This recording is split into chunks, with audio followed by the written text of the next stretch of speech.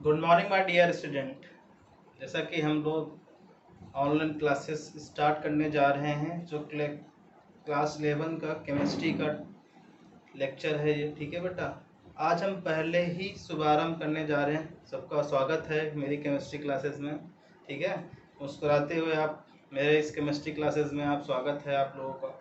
ठीक है, तो देखो बेटा, केमिस्ट्री जो 10th में है और जो 11th में है बेटा, उसमें ज़मीन और आसमान का अंतर है। ठीक है, ज़मीन आसमान समझ लो कितना होता है। जैसे आपने 10th में अगर आपने ABCD पढ़ी है बेटा, तो अब आपको प्रोज पोएट्री, ठीक है, ग्रामर ये सब आपको पढ़नी पड़ेगी। ये केमिस्ट्री बेटा, आपने जब 10th में ABCD समझ लो पढ़ी थी। केमिस्ट्री एक ऐसा सब्जेक्ट है जिसमें बहुत ज़्यादा अंतर आता, डिफरेंस आता है। ठीक है बेटा, 10th और 11th के बीच बहुत ज़्यादा डिफरेंस आता है, जहाँ पे आप लोग बहुत सारी चीज़ें नई नई सीखोगे। और केमिस्ट्री एक ऐसा सब्जेक्ट है बेटा, जो आपको अगर समझ में आ गया तो समझ लो आ गई, अगर नहीं आया तो उड़ गए। ठीक है बेटा, तो आपको समझ में नहीं आने वाली है। और केमिस्ट्री का क्या बेटा कि एक दूसरे से लिंक है। जैसे आपने फिजिक्स में, जैसे आपने इलेक्ट्रोमैग्नेटिज्म पढ़ लिया, उसके बाद आप इलेक्ट्रिसिटी पढ़ सकते हो, उसमें कोई एप्लीकेशन नहीं है एक दूसरे का। बट इसमें केमिस्ट्री में क्या है बेटा, एक एक अगर आपको पहला चैप्टर आता है तभी आपको दूसरा आएगा, दूसरा आएगा तो अभी आपको तीसरा आएगा, तीसरा है तो चौथा आएगा। इस तरीके से है। ठीक है ना, कि अगर आपने एक चैप्टर को, पहले चैप्टर को आप अच्छे तरीके से पढ़ लिया है, तभी आपको दूसरा चैप्टर आएगा बेटा। ठीक है ना, तभी आपको दूसरा चैप्टर आएगा, तभी आपको तीसरा चैप्टर आएगा। तो ये केमिस्ट्री है, और ये केमिस्ट्री को बेटा इसी तरीके से पढ़ा जाता है। जब तक आप मन से, दिल से नहीं पढ़ोगे तब तक आपको केमिस्ट्री नहीं आती है। इसीलिए हम बोलते हैं कि केमिस्ट्री थोड़ा सा स्पिरिचुअल है। केमिस्ट्री बात समझ रहे हो, इसके अंदर स्पिरिचुअलिटी है, आध्यात्मिकता है बेटा इसमें, केमिस्ट्री में। तो जो बच्चा केमिस्ट्री पढ़ना चाहता है, तो पहले तो सारी चीज़ें जो है आपको ध्यान से चीज़ें करनी होंगी बेटा। केमिस्ट्री में जो जो मैं तुमसे बोलूँगा वो आपको करना होगा, जिस तरीके से बोलूँ उस तरीके से आपको करना होगा। जैसे मैंने तुम लोग को बोला था बेटा कि आप नंबर शेयर करिए, मेरे पास नंबर आपके आ जाएंगे, क्योंकि आप मुझे लिस्ट कोई प्रोवाइड नहीं की गई है आपके नेम और फ़ोन नंबर से। ठीक है, क्योंकि क्या होगा बेटा कि आप लोग का मन करेगा, समझ आई, कि ना पढ़ें। बात समझ रहे हो कि भाई तुम लोग भाई बचपन से पढ़ते चले आ रहे हो, है कि नहीं, पढ़ते चले आ रहे हो, तो किसी का मन नहीं करता पढ़ने का, बट उसको थोड़ा सा मोटिवेट करना पड़ता है, थोड़ा सा चिंगारी लगानी पड़ती, तब आप लोग पढ़ाई करते हो। जबकि आप लोग का फ़ायदा है, हम लोग का क्या फ़ायदा है यार, फ़ायदा तो आप लोगों का है। बस समझ रहे हो कि नहीं समझ रहे हो बेटा। तो आप अपने साथ बिल्कुल ईमानदारी के साथ रहिए। जो बच्चा अपना काम के प्रति ईमानदार होता है, उसको जीवन में कोई भी नहीं रोक सकता है उसके टारगेट को अचीव करने में। ईमानदार अपने साथ रहिए, दुनिया के साथ जो भी करिए, ठीक है ना बेटा, दुनिया के साथ जो भी करना करिए, लेकिन अपने साथ ईमानदार रहिए। अगर आप टाइम वेस्ट कर रहे हो तो पूरे ईमानदारी के साथ करिए। ये घर वालों को या मुझे या टीचर्स को ये मत दिखाओ कि आप बहुत पढ़ाई कर रहे हो बेटा, नहीं, ऐसा नहीं होता है। अपने प्रति आप ईमानदार रहिए, तभी आप सक्सेसफुल इंसान हो सकते हैं। अगर आपको पढ़ने में मन नहीं लग रहा तो अभी से बोल दो, लेकिन नहीं बेटा, अभी से बोल दो कि पापा या मम्मी मुझे पढ़ने में मन नहीं लगता है, ठीक है, मुझे बिजनेस करना है, मुझे ये करना है। क्योंकि बेटा बिजनेसमैन जितने बड़े बड़े, जैसे स्टीव जॉब थे बेटा, या दूसरे जो बिजनेसमैन हैं, या उन्होंने पढ़ाई नहीं की, ज़्यादा नहीं की बेटा। फेसबुक का देखो बेटा फाउंडर, वो भी पढ़ाई स्कूल से निकल गया था वो भी। तो आपको भी अगर ऐसे ही बहुत बड़े बड़े कारनामे करने, तो आपको स्कूल छोड़ना पड़ेगा। लेकिन अगर स्कूल में हो तो भैया आपको पढ़ाई करनी पड़ेगी बेटा, समझ रहे हो ना। तो आपको ईमानदारी के साथ पढ़ाई करनी पड़ेगी। ये नहीं कि अभी तक जो चीज़ें तुम्हें 10th में कर रहे थे वो 11th में नहीं कर पाओगे। ठीक है बेटा, प्रीवियस ईयर के जो एग्जाम्पल्स हैं कुछ बच्चों के, जो जिन्होंने, एक दो बच्चों ने मेरी बात मानी, और उनका बच्चों का आप रिजल्ट देख सकते हो अपने स्कूल से ही। जिन बच्चों ने केवल 82% में पास किया, जैसे साक्षी जैन को आप ले सकते हो।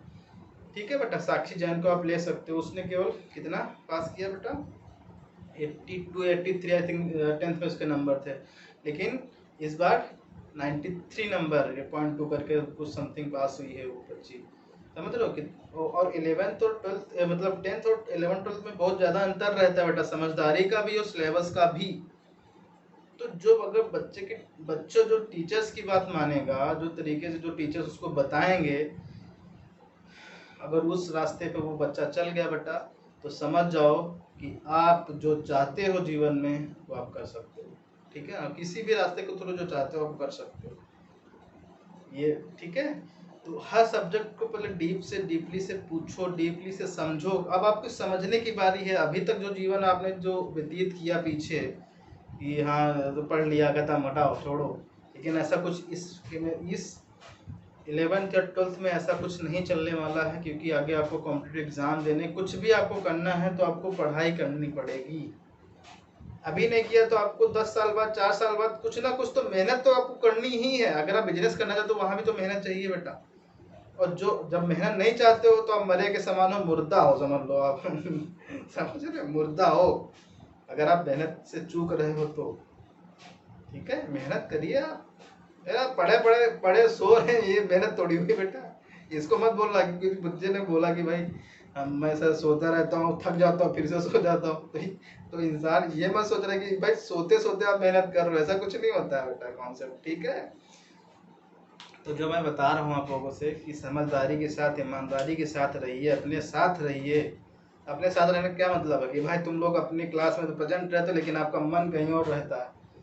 मन तो अब मूवी में लगा है, कहीं कहीं लगा है, आप लोग को समझ ही रहे हो बेटा। ठीक है ना, तो उस टाइप का आपको नहीं करना है कुछ भी, आपको प्रेजेंट रहना है और जो मैं बताऊँ आपको उस तरीके से आपको पढ़ना है। ठीक है बेटा। तो अभी क्या हुआ कि बेटा जो ये बीमारी चली रही है आप लोग जानते ही हो, उसमें बताने की क्या बात है कि क्या क्या प्रिकॉशंस क्या क्या रखने चाहिए।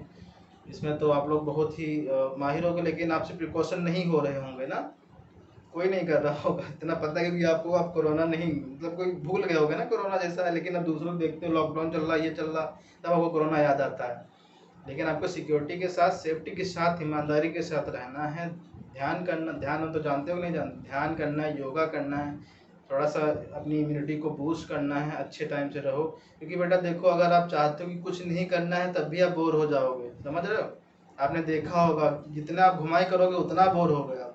भले आपको लगेगा बहुत अच्छा आनंद आ रहा है, लेकिन ऐसा कुछ नहीं है बेटा।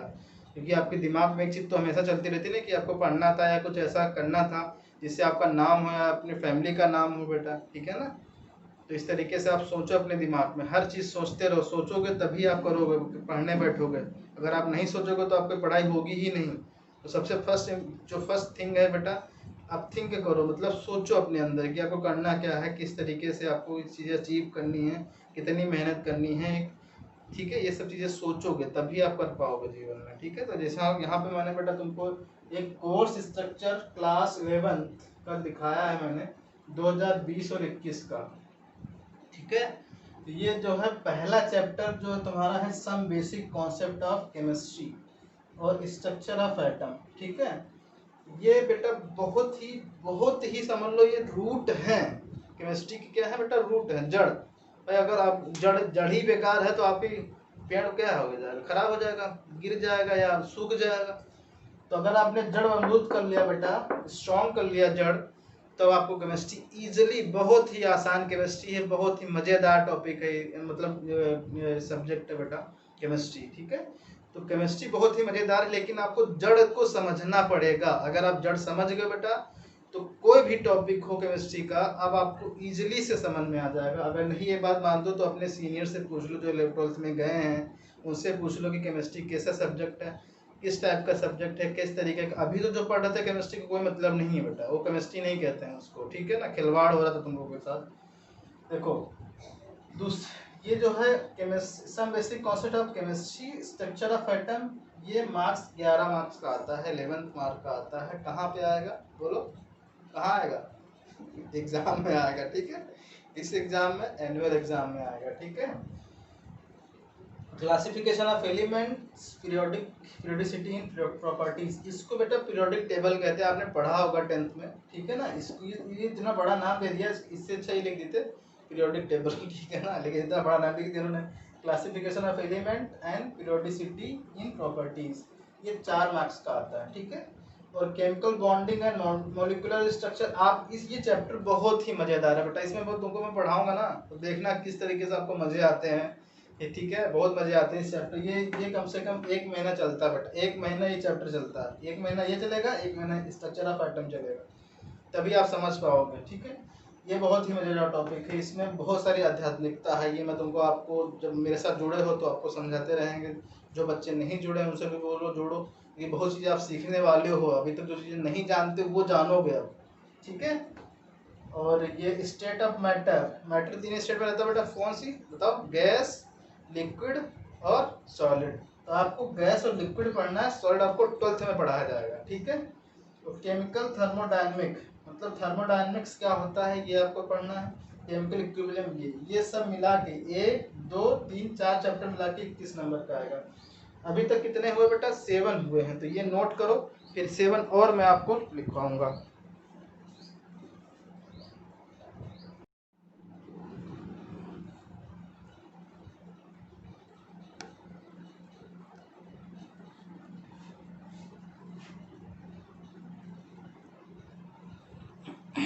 देखो बेटा, यहाँ पे जो केमिकल इक्विलिब्रियम तक हम लोगों ने सीख लिया, देखा था कि कितने मार्क्स का आता है। ठीक है, अब जो 8 चैप्टर बेटा, इसको रिडॉक्स रिएक्शंस बोलते हैं। रिडॉक्स रिएक्शन एक टॉपिक है जिसमें रिडक्शन और ऑक्सीडेशन दोनों एक साथ होता है, उसके बारे में आप सीखोगे।